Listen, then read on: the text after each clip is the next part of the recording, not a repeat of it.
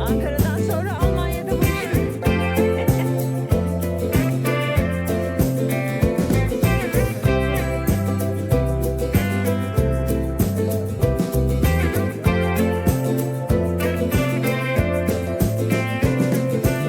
Merhaba, Diplomatik Karavan kanalına hoş geldiniz. Evet, bizi ilk defa izleyenler için ben Sibel. Ben de Avni. Evet, karavanla seyahatlerimizi sizlere yansıtmaya çalışıyoruz kanalımızda. İlk 4 bölüm yayınladık bununla ilgili. Ve baktık ki sorular var, eleştiriler var, yorumlar, görüşler. Çok güzel görüşleriniz var, çok güzel dilekleriniz var. Çok çok teşekkür ederiz bunlar için. Ve dedik ki bir bölüm de yapalım ve sizin sorularınızı yanıtlayalım. Evet, bir kere izlediğiniz için, eğer abone olduysanız abone olduğunuz için teşekkür ederiz. Olmadıysanız olun lütfen. Evet, lütfen. Bu bölümde, bu videomuzda size biz bazı sorular, bize ulaşan soruları cevaplamaya çalışacağız. En çok gelen soru neydi? Masraflar. Masraf. Ne harcıyoruz? En çok merak ettiğiniz. Bir de lokasyon bilgisi verin, yani konum bilgisi verin demişsiniz. Evet. Konakladığınız yerlerde ücret veriyor musunuz, vermiyor musunuz? Evet, kimi yerde ücretli konaklıyoruz, kimi yerde değil. Bunları hepsini mütakip videolarımızda daha ayrıntılandırmaya çalışacağız tabii ki. Ama bugüne kadar seyrettiklerinizden ve bizim aklımızda kalanlardan hangilerini cevaplayalım? İstersen şöyle yapalım. Ben notlar cevaplandıralım. aldım. Sana da yardımcı olayım bu konuda. Evet, şimdi biz Türkiye'den Almanya'ya doğru yola çıktık. Ve Almanya'ya aslında şu son 4. videomuzda ulaştık. Evet. Ama nasıl ulaştık, hangi yollardan gittik ve ne kadar para harcadık, nerelerde ödeme yaptık bunu söyleyebiliriz. Evet. Örneğin İpsala'dan da Selanik'e gittik. Evet. O arada yine otoyol ücreti ödedik tabii Yunanistan'da. Ne kadar ödedik? Şimdi Selanik'e kadar olan kısmını tam hatırlamıyorum. Ama İpsala'dan İgumenitsa'ya kadar, yani feribota bindiğimiz limana kadar ödediğimiz toplam ücret, otoyol ücreti 30 euro 45 cent. Evet. Şey, Bizimki araç normal araç Evet. statüsüne girdiği için 2.70 boy. evet. Ve o yüzden de normal araç ücreti ödedik. Evet. 2,5 euro Evet, kadardı. evet. Türkiye'de ikinci kategoriye girdiğimiz için minibüs ücreti ödüyoruz. Ancak Yunanistan'da yüksekliği 2 metre 70 santimi aşmayan araçlar ikinci kategori diyorlar ama buna binek araçlar giriyor. Yunanistan'daki birinci kategori ise motosikletler oluyor. Evet. Dolayısıyla biz otomobillerle aynı ücreti ödedik. Hı hı. Evet, Selanik'ten İgnomenisa'ya gittik ve 30 euro 45 cent yol ücreti ödedik. Peki oradan feribota bindik. Feribota ne kadar ödedik? Evet, Igumenitsa'dan Bari, İtalya'nın Bari şehrine 9 saatlik bir feribot yolculuğu yaptık. Evet. Bunda da uçak koltuklarında gecelemek ve internet erişimi de dahil olmak üzere bir araç 2 kişi toplam 320 euro ödedik. Evet. Biraz yüksek gelebilir bu fiyat ama bizim de dinlenmeye ihtiyacımız vardı. 9 saat araba kullanmamış olduk ve uzunca bir yol aldık. Bir de zamanımız çok yoktu. Karayolundan gidecek. O yüzden de bunu tercih ettik. Belki karayolundan da gidilebilirdi Yani tabii. bunu bir nevi hareketli otel kategorisinde sayabiliriz. Yani bir Evet. gece dinlenmiş olduk. Evet. Yani karavan dışında gecelemiş olduk. Evet. Feribotta merak edilenler var. Örneğin sallanıyor mu diye bir soru vardı. Evet. Hiç Hayır. sallanmadık. Sallanmadı Evet. kesinlikle. Ama mevsime bağlı bir şey olabilir. Belki de, Hava evet. şartlarına bağlı bir şey olabilir. Ben bazı arkadaşlarımdan Adriyatik'te çok sallandık. Çok rüzgar vardı. Şiddetli rüzgar vardı. Çok sallandık diyenler olduğunu hatırlıyorum.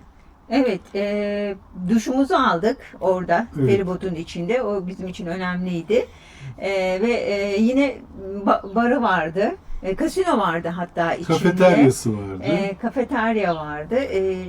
Koltuklar vardı. Çok rahat. İnsanlar o koltuklarda uyuyorlardı. Biz uçak koltuğunu tercih ettik. O da çok rahat Yani oldu. adam başı 10'ar euro fark ödeyerek uçak koltuklu salondan yer almıştık biz. Ama bunu yapmasaydık da dışarıdaki koltuklar gayet rahattı. İnsanlar kendilerine göre düzenliyorlardı. Evet. Battaniyesini al. Özellikle şunu belirteyim, mutlaka yanınıza üstünüze bir battaniye, bir örtü, bir pike olabilir. Alın, serin oluyor geceleri. Evet, evet. Klimayı kapatmıyorlar. Evet, klimadan dolayı serin Tabii, oluyor. tabii. Evet, sıcak olmasından iyidir ama üstünüzde bir şey yoksa üşüyorsunuz. Evet, evet, evet. Biz Ama biraz üşüdük. şeyde de videoda da söyledik. Ortak alanlar gayet temizdi. En azından evet. bizim bindiğimiz Evet. Superfast Evet. Ferries şirketinin gemisi gayet temizdi. 9 saat boyunca Evet. Tuvaletlerde oldukça Ortak temizdi. tuvaletler, Birkaç kere kullandık. banyolar Evet. gayet temizdi. Gönül rahatlığıyla Evet. insan Bir de, kullanabiliyor. Kameralar var tabii. Kameralarda da kalınabilir ama bizim o gittiğimiz tarihte Yok, kameralar kamera- doluydu ama hiç de aslında gerek de yokmuş 9 saat için. 9 saat için kameraya bence değmez. Fakat kameralar çok çabuk doluyor. Yani aylarca öncesinden biletinizi almazsanız maalesef kamera bulunmuyor.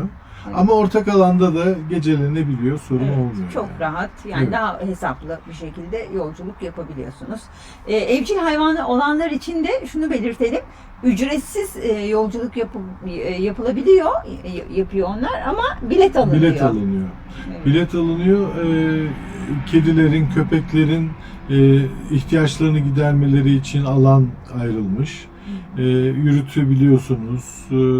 Yalnız tabii ki evcil hayvanınıza her daim sahip çıkmak Evet, çok zorundasınız. fazla vardı. Evet, O da evet. güzeldi. Yani Evet. hoşumuza Ama gitti. bir tane havlama Tabii. duymadık, o ayrı Evet, konu. evet, çok sakinlerdi. Yani onlarca köpek sahibi vardı. Evet, Kedi görmedik. evet. Onlarca köpek sahibinden bir tanesinin köpeği havladığını Yani duymadık. çok sakindi. Yani uçakla yolculuk yapmaktansa bu evcil hayvanı olanlar için daha kolay. Çünkü Evet. biz uçakla da gitmiştik. Çok zor oluyor gerçekten. Evet, bir soru daha var. Etrafta vakit geçirilebilecek bir yer var mıydı diyorlar. Limanın orada. Ha, limanın orada Hı. biz Pek yok görmedik. gibiydi. Hayır. Evet. Bu terminal binasında bir iki tane kafe vardı. Hı hı. Takdir edersiniz ki pahalıydı. Evet. Ama orada da oturulup zaman geçirilebilir. Evet. Birazcık fark ödenip işte Evet. kahve, çay bir şeyler içilip yenilebilir. Hı hı. Fakat biz Ama gerek duymadık. Karavanda karavan olduğumuz oldu, için evet. evet. Hı. Kahvemizi karavanda yaptık. Evet. Peki biz o arada tabii beklerken uzunca bir süre 5-6 saatlik bir vaktimiz vardı. Evet. Ve bir Google'dan kamp yeri bulduk. Evet, çok yakında. Karavan kamp yeri bulduk. Evet. Kalami. Camping Kalami diye bir yer. Bu iyi oldu çünkü atık suyumuzu boşaltmak, taze su doldurmak için, yani İtalya'ya girer girmez bunları aramamak için bize bir fırsat oluşturdu. O kampa gittik. Orada videoda yazma imkanı bulamadık, konuşmadık da. Çünkü birazcık kafamız karıştı. Bu atık su boşaltma mekanizmasını Evet. bir türlü çözemedik. Biraz zaman aldı. Neyse, su boşaltmak ve su almak, depoyu doldurmak için 5 euro ücret istediklerini söylemişlerdi. Orada kalmıyorsanız tabii. Biz orada kalmaya değil, su takviyesi yapmaya Evet. gitmiştik. Fakat atık suyu çalıştıramadığımız için sadece su doldurmakla yetindik. Kamp yöneticileri de ziyanı yok, su da bizden olsun, güle güle gidin dediler, para almadılar. Güzel Evet, bir jestti. o güzel bir jest Camping yaptı Kalami'ye bize. buradan teşekkür ediyoruz. Yunanlı kardeşlerimiz böyle bir jest yaptı bize. Peki eğer kalsaydık ne kadar ödeyecektik? Vallahi kampın geceliği yaklaşık 30 euro. Evet, 30 euro. Bir karavan artı 2 kişi. Buna işte elektrik dahil, su ihtiyacı dahil hepsini bağlamak kaydıyla. Bunun dışında diğer şeyler, yani denize girmek ücretsiz. Evet. Orada şezlonglar var, kullanabiliyorsunuz. Çok çok keyifli bir yerdi. Çiçekler, Çok keyifli bir yerdi, yeşil, biz de bir de etin gördük ağaçlarının altında karavanlar. Evet. Kamp yapılabilir gerçekten. Kalami. Aha, Evet. Tavsiye eder miyiz? Ederiz. Tavsiye ederiz. Biz konaklamadık ama zamanımız olmadığı için, çünkü feribota binecektik, ama konaklanabilir. Bir de evet, bunu aslında başta belki söylememiz gerekirdi. Selanik'teki deniz ürünleri restoranı yine Evet. beğenilenler arasında. Evet. Ama tabii ki soruyorlar, ne kadar ödediniz orada? Evet. O da merak edilenler Evet. arasında. Evet, bundan önce tabii Igoumenitse'ye gitmeden önce kaldığımız Selanik'te Atatürk Evi Müzesi'ni gezdikten sonra neydi? Lola diye bir restoranda yemek yedik. O size gösterdiğimiz aslında videoda kısaca girişinde gösteriyoruz ismini de. Çok anlaşılmıyor, Evet, çabuk çok geçiyor. hızlı geçtiği için pek anlaşılmıyor. Şunu belirtelim, turistik bir yer değil. Evet. Yani Selaniklilerin gittiği bir restoran. Evet. Yani bu gayet mahalle arası ve yerel halka hitap eden. Fakat yine de İngilizce konuşulan, hani Evet. biz evet. oradan ayırt ediyoruz, çünkü yerel restoran mı yoksa turist tuzağı mı? Eğer iyi yabancı dil konuşuyorlarsa turist tuzağıdır muhtemelen. Oradan uzak duruyoruz. Fakat burada çok gelen, yani Selanik'te dahil olmak üzere Yunanistan'a çok turist geldiği için bir de Avrupa Birliği üyesi sonuçta, özellikle gençler yabancı dil konusunda hiç sıkıntı çekmiyorlar.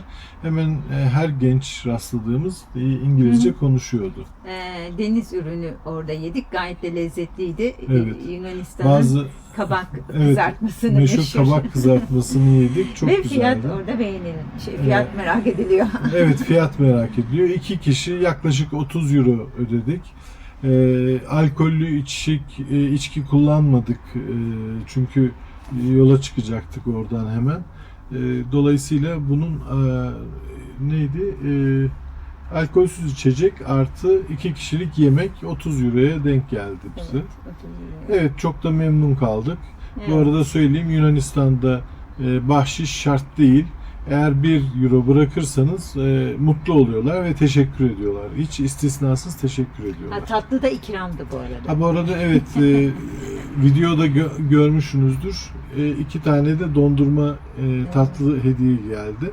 Onları da afiyetle yedik. Orayı da tavsiye ederiz Selanik'e gidecek olan dostlara. Ve böyle bir kısa açıklama yapmak istedik, ama bundan sonraki videolarımızda umarız yine ilgili izlersiniz. Biz çok mutlu oluruz. Daha detaylı bilgiler vermeye çalışacağız. Evet. Bizi izlemeye devam edin. Abone olun, beğenin, paylaşın. Yorumlarınızı da bekliyoruz. Yine Yorum. görüşlerinizi de bekliyoruz. Görüşmek dileğiyle. Görüşmek dileğiyle.